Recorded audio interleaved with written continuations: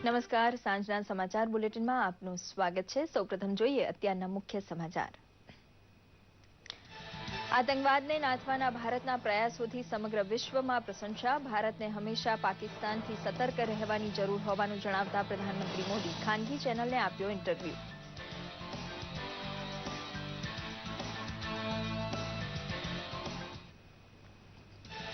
ગુજરાતમાંથી ચૂંટાયેલા રાજ્યસભાના સભ્ય પુરુષોત્તમ રૂપાલા સહિત 5 સભ્યોએ સાંસદ તરીકે શપથ ગ્રહણ કર્યા।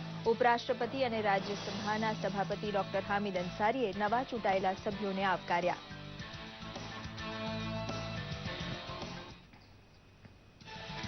જૂન માસ દરમિયાન ભારતીય જનતા પાર્ટીના 250થી વધુ તાલુકા વોર્ડની પ્રશિક્ષણ શિબિરમાં 51,000થી વધુ કાર્યકર્તાઓને અપાયું શિક્ષણ। 4મી અને 5મી જુલાઈના રોજ રાજ્યના સાંસદોની બેઠક મળશે તેમ જણાવતા પ્રદેશ ભાજપ પ્રમુખ વિજય રૂપાણી।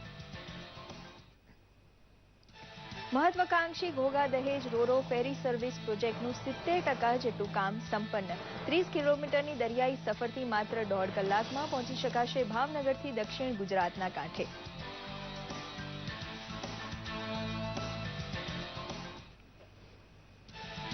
અમદાવાદની 139મી રથયાત્રા માટે તૈયારીઓ પૂરજોશમાં। રથયાત્રામાં વિશેષ આકર્ષણ જમાવતા અખાડાઓમાં સૌ પ્રથમવાર સ્વરક્ષણ સહિત વિવિધ કરતબો રજૂ કરશે મહિલાઓ।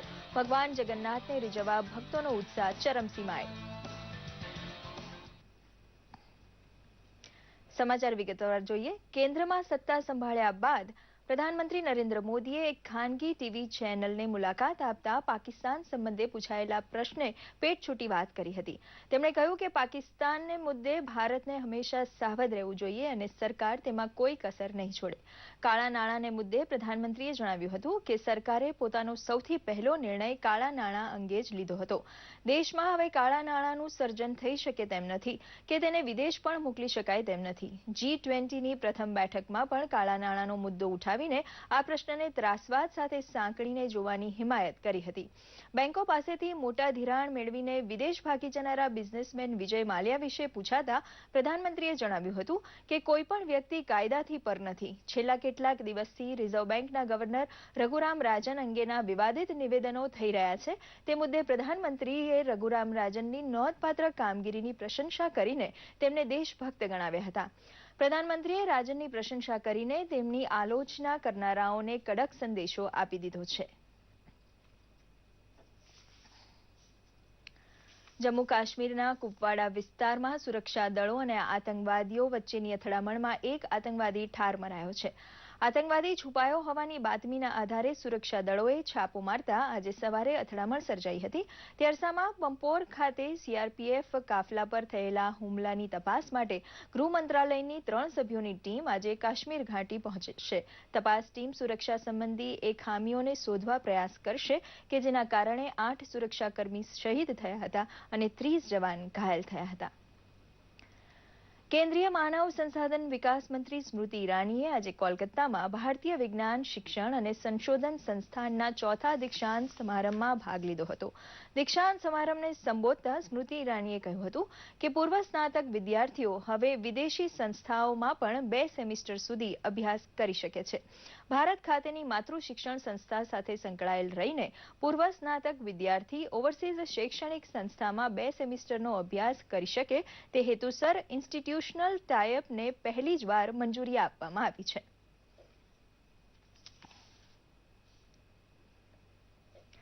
રાજ્યસભાના નવા ચૂંટાયેલા સભ્યોએ ઉપરાષ્ટ્રપતિ હામિદ અંસારીની ઉપસ્થિતિમાં આજે શપથ લીધા હતા। આજે શપથ લેનારા 5 સભ્યોમાં રાજ્યમાંથી ચૂંટાયેલા રાજ્યસભાના સભ્ય પુરુષોત્તમ રૂપાલા, રેલવે મંત્રી સુરેશ પ્રભુ, વી રેડ્ડી, લક્ષ્મીકાંત રાવ અને ડોક્ટર શ્રીનિવાસનો સમાવેશ થયો હતો।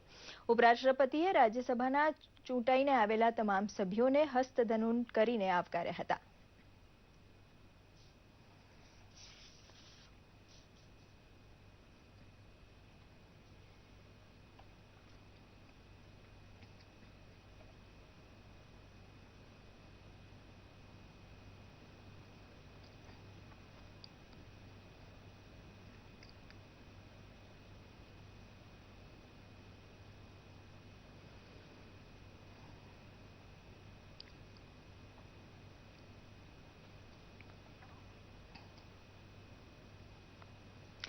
ભાજપ પ્રદેશ અધ્યક્ષ વિજય રૂપાણીએ જણાવ્યું છે કે ભારતીય જનતા પાર્ટી દ્વારા જૂન મહિના દરમિયાન 250થી વધુ તાલુકા વોર્ડમાં પ્રશિક્ષણ શિબિરનું આયોજન કરવામાં આવ્યું હતું. આ કાર્યક્રમમાં 51,000થી વધુને પ્રશિક્ષણ આપવામાં આવ્યું હતું. હવે પછી યોજાનાર પ્રશિક્ષણ શિબિરમાં ભાગ લેનારાઓને પક્ષ તરફથી પ્રમાણપત્ર પણ એનાયત કરવામાં આવશે. ભાજપ પ્રદેશ અધ્યક્ષે જણાવ્યું હતું કે 4 અને 5 જુલાઈના રોજ રાજ્યના લોકસભા અને રાજ્યસભાના સભ્યોની બેઠક પણ મળશે.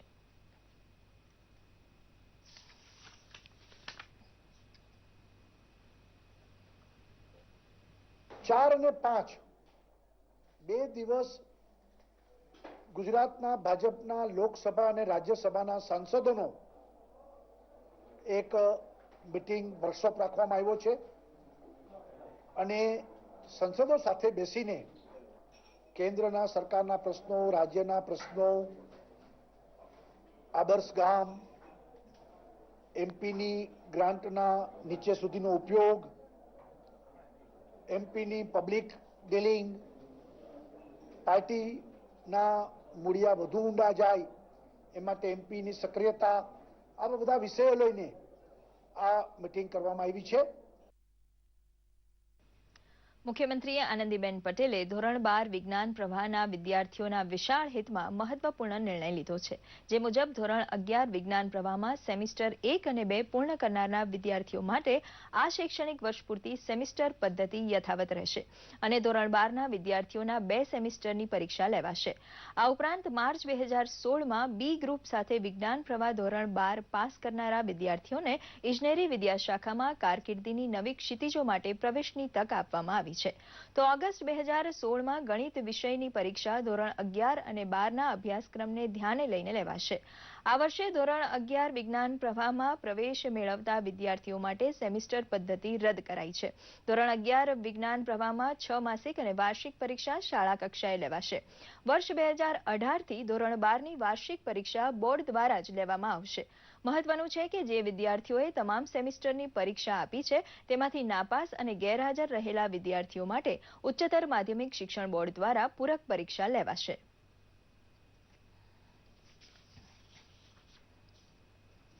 રાજ્યના તત્કાલીન મુખ્યમંત્રી નરેન્દ્ર મોદીના dream project Ghogha Dahej રોરો ferry service પ્રોજેક્ટનું 70% જેટલું કામ સંપન્ન થયું છે. 25 જાન્યુઆરી 2012ના રોજ ખાતમુહૂર્ત થયા પછી અનેક અવરોધો વચ્ચે કામગીરી ચાલી રહી છે. હાલમાં પોસ્ટન જેટીનો સ્લેબ, ટર્મિનસ બિલ્ડિંગ, ડ્રેનેજ, વીજ સબસ્ટેશન સહિતની કામગીરી પૂરી થઈ ચૂકી છે. ચોમાસા દરમિયાન ફરી કામગીરી મંદ પડશે, પરંતુ માર્ચ 2017 સુધીમાં ફેરી સર્વિસ શરૂ થશે તેવી આશા સેવાઈ રહી છે. ભાવનગરથી દક્ષિણ ગુજરાત સુધીનું જમીન અંતર 340 કિલોમીટર છે અને તે કાપતા 7.5 કલાક લાગે છે. પણ ફેરી સર્વિસ શરૂ થતા 30 કિલોમીટરની દરિયાઈ સફર કરીને 1.5 કલાકમાં ભાવનગર કાંઠાથી દક્ષિણ ગુજરાત કાંઠે પહોંચી શકાશે. 100 જેટલી માલવાહક ટ્રક અને પેસેન્જર બસ, 150 કાર અને 500 જેટલા પ્રવાસીઓ ઘોઘા દહેજ વચ્ચે ફેરી સર્વિસનો લાભ મેળવી શકશે.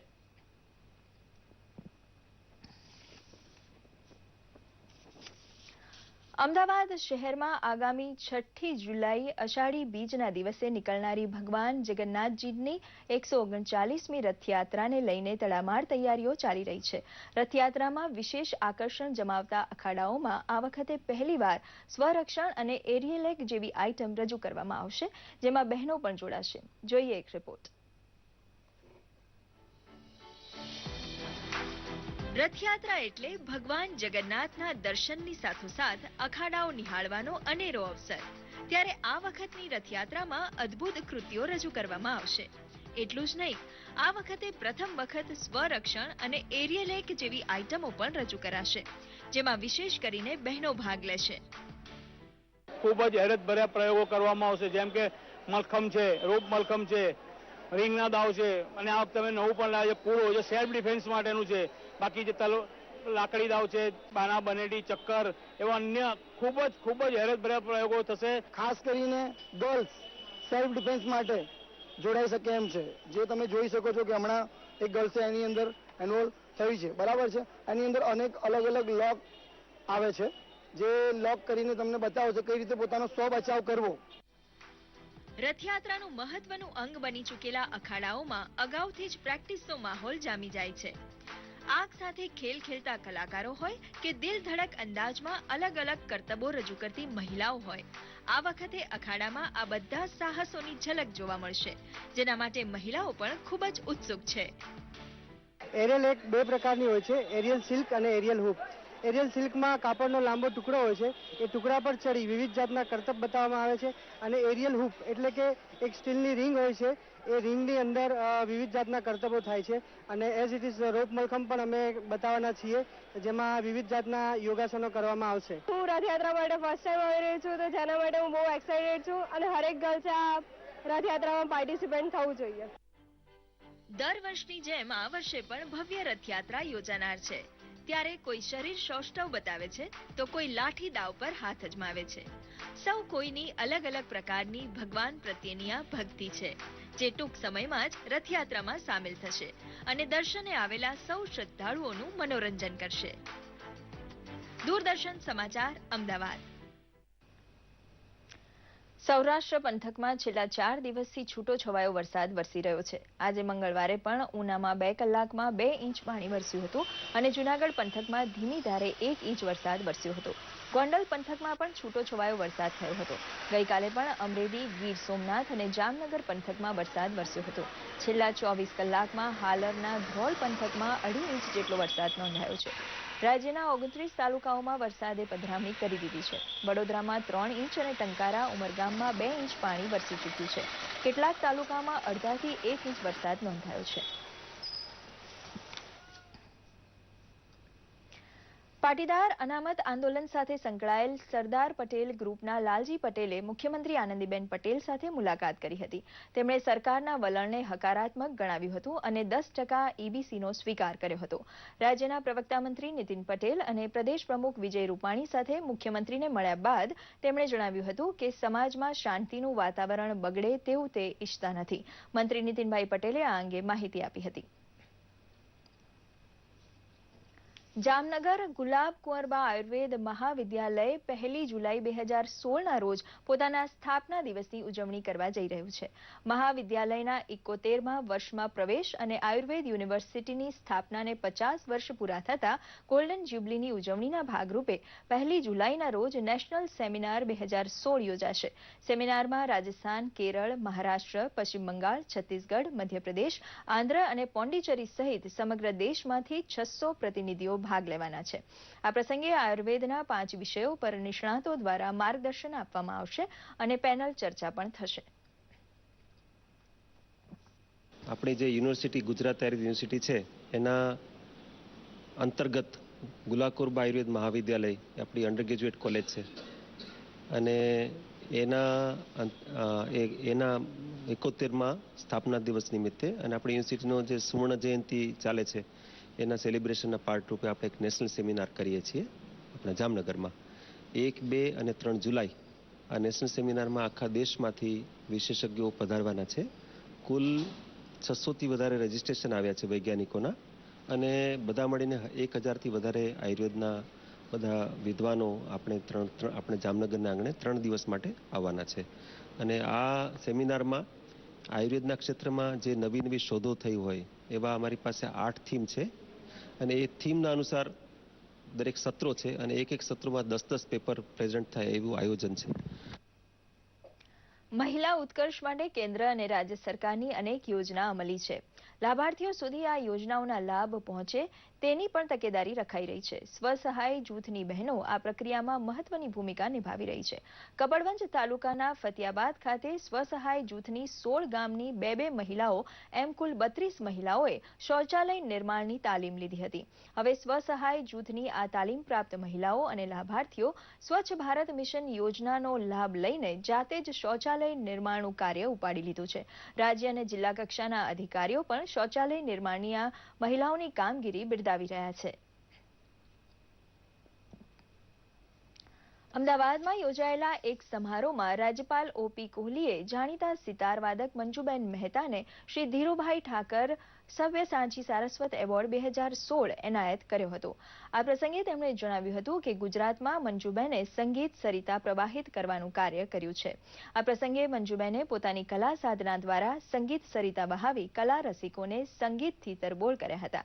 આ પહેલા આ એવોર્ડ જાણીતા ગાંધી કથાકાર નારાયણભાઈ દેસાઈ, નૃત્યાંગના મૃણાલિનીબેન સારાભાઈ અને ચિત્રકાર કે.જી. સુબ્રમણ્યમને મળી ચૂક્યો છે.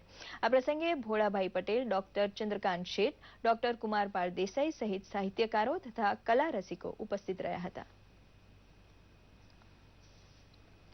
અમદાવાદની મહાત્મા ગાંધી લેબર ઇન્સ્ટિટ્યૂટ ખાતે ધી જુવેનાઇલ જસ્ટિસ એક્ટ 2015 અંગેનો રાજ્યકક્ષાનો એક દિવસીય વર્કશોપ યોજાયો હતો.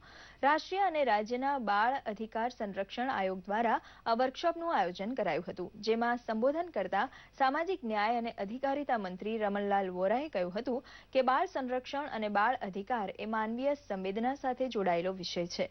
માણસ જ્યારે ખરા અર્થમાં માણસ બને ત્યારે તેને અન્યોથી સંવેદનાનો ખ્યાલ આવે છે.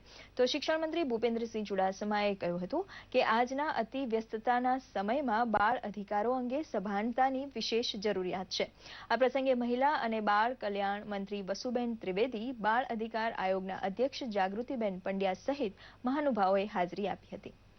તો આ સાથે સાંજનું આ સમાચાર બુલેટિન અહીં સમાપ્ત કરીએ છીએ. નમસ્કાર.